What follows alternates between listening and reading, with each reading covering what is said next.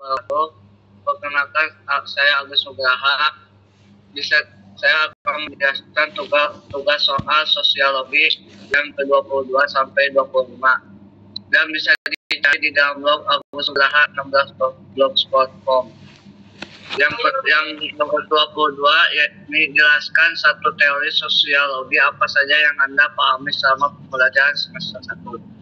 Jawaban: berasal dari kata dasar plural yang berarti jamak atau lebih dari satu dalam sosiologi pluralitas, merujuk pada keadaan masyarakat yang menyebut. Contoh pluralitas di Indonesia adalah pluralitas dalam suku, budaya, agama, dan status sosial. Contohnya dalam agama yaitu pandangan yang menguti adanya perbedaan agama dan masyarakat dan memberikan hak kebebasan serta keamanan untuk beribadah. Nomor 24 yaitu jelaskan makna semboyan diajar antara beserta contohnya. Pulado artinya di depan atau panutan. Semboyan ini bermakna bahwa guru harus menjadi contoh bagi muridnya dalam berbagai hal, seperti sikap, tutur kata, sopan, santun, dan perilaku. In Madia Manggung Karsa artinya di tengah harus membangkitkan semangat. Semboyan ini bermakna bahwa guru harus menjadi tempat bagi muridnya, membangkitkan semangat dan mendukung ide-ide di belakang, mendorong agar lebih maju. Semboyan ini bermakna bahwa guru harus memberikan dukungan moral dan semangat dari belakang serta memberikan kesempatan bagi murid untuk berkembang. Nomor 25. Bacalah pernyataan di bawah ini. Korupsi terbesar di Indonesia. 1. Kasus korupsi PT Timah kurangi mencapai kerugian mencapai 300 triliun. Di urutan pertama adalah kasus korupsi PT Timah yang saat ini masih berjalan, di mana Sandra Dewi bersama suaminya ditetapkan sebagai tersangka. 2. Kasus bantuan likuiditas Bank Indonesia BLBB kerugian mencapai 138,44 triliun. Yang ketiga,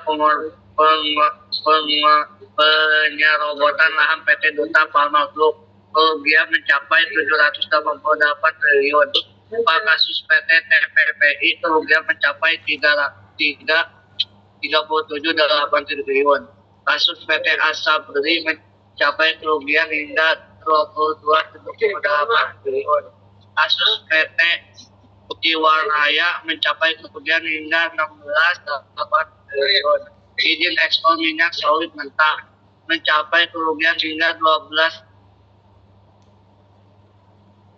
ATL 72600 mencapai kerugian hingga 9,7 triliun. Korupsi proyek PTS 4D mencapai kerugian hingga 8,3 triliun. 10. Korupsi Bank Senturi mencapai kerugian hingga 6,76 triliun. Menurut analisa Anda, berita mana yang terkait bagi Anda di atas? Apa yang menyebabkan seseorang itu bisa melakukan korupsi? Lalu hukum apa yang pantas jika seseorang itu melakukan korupsi bahkan sampai merugikan keuangan negara? Jawaban: korupsi. Kasus korupsi terbesar dalam sejarahnya yang dilakukan oleh mantan presiden, kasus BLI, kasus Asabri, kasus Jiwaraya, kasus EKTP, kasus Pelindo 2. Kasus korupsi ditangani oleh Kepolisian, Kejaksaan, dan Komisi Pemberantasan Korupsi (KPK). Ketiga lembaga penegak hukum ini memiliki wewenang untuk melakukan penyelidikan dan penyidikan atas tindak pidana korupsi yang dilaporkan oleh masyarakat.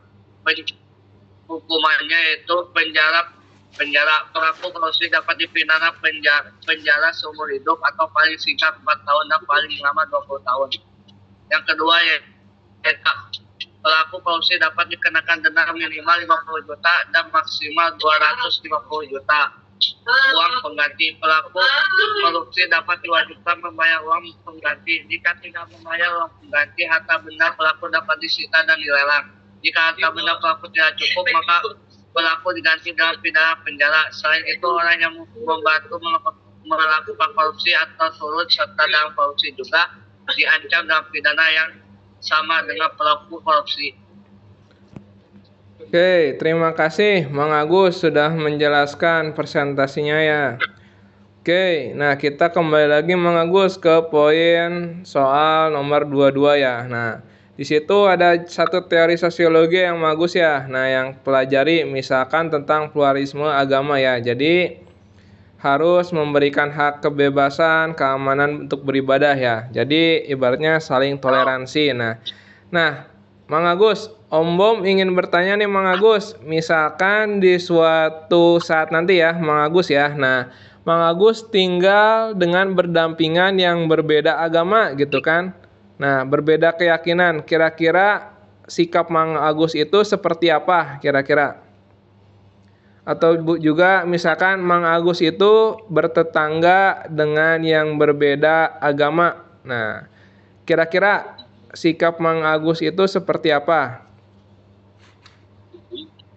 Itu apa karena di mentoleransi temannya sendiri. Gimana? Bisa diulangi lagi. Yang pertama melakukan toleransi. Ya, terus ada lagi Mang Agus? Tidak mengikuti dalam peribadahannya. Ya, tidak mengikuti dalam beribadahnya ya. Otomatis kita kan mempunyai akidah tersendiri gitu ya. Mempunyai iman ya.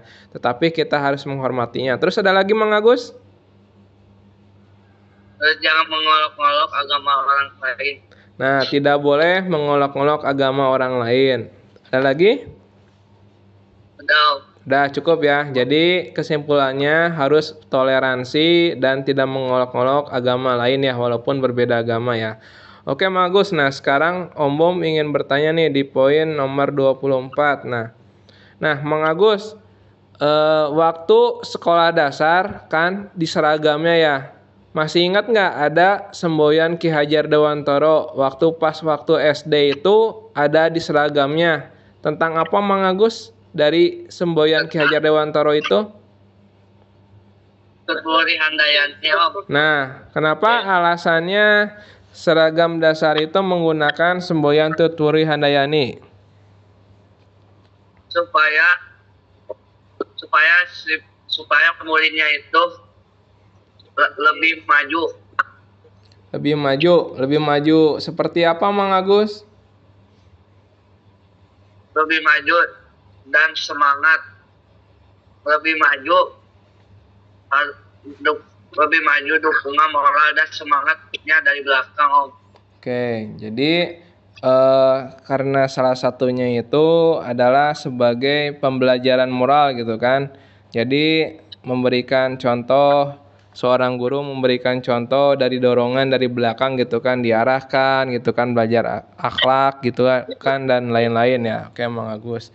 Nah, bisa diberikan nggak contoh lagi mengenai Ing Madia Mangunkarso? Nah, kira-kira contohnya apa Mang Agus dari semboyan Ki Hajar Dewantara ini?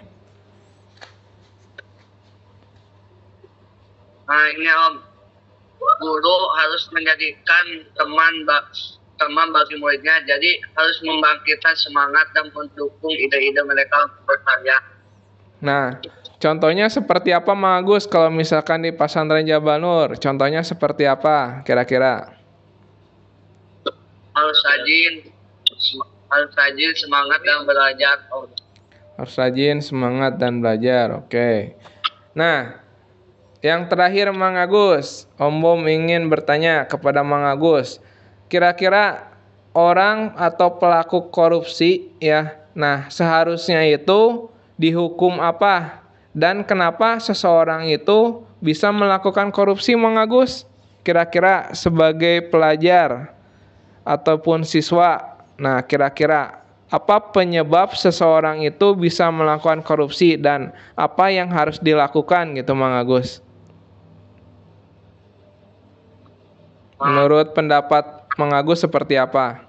Silakan. Jadi penyebab korupsi itu adalah disebabkan oleh nafsu atau keinginan, tapi juga boleh tiga faktor utama yang paling berkaitan: tekanan dan kesempatan atau rasionalisasi. Oke, ada lagi penyebabnya? Nah, ada tekanan, ada keserakahan gitu ya, Mang Agus. Nah, kira-kira pelaku korupsi itu harus dihukum apa, Mang Agus? Eh, harus dihukum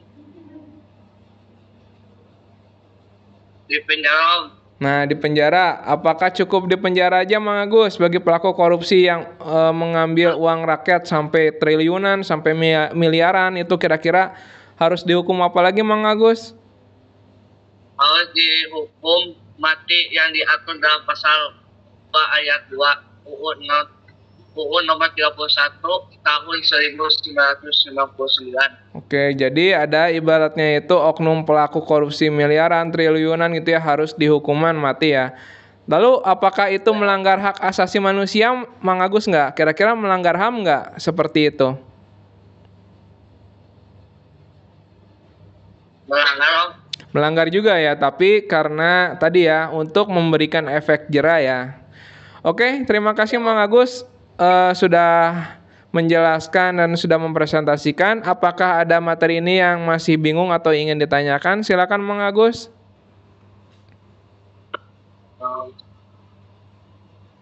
Insya Allah, Om. Oh, insya Allah sudah paham. Oke, ya sudah.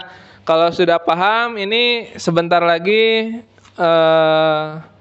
mau sholat zuhur ya. Sok boleh siap-siap ya. Tapi nanti ada waktu nih sekitar 14 menit lagi sampai menuju jam 12 atau sebelum sholat zuhur. Bisa mencari berita dulu ya. Atau bisa melengkapi Mang Agus ya materinya ya.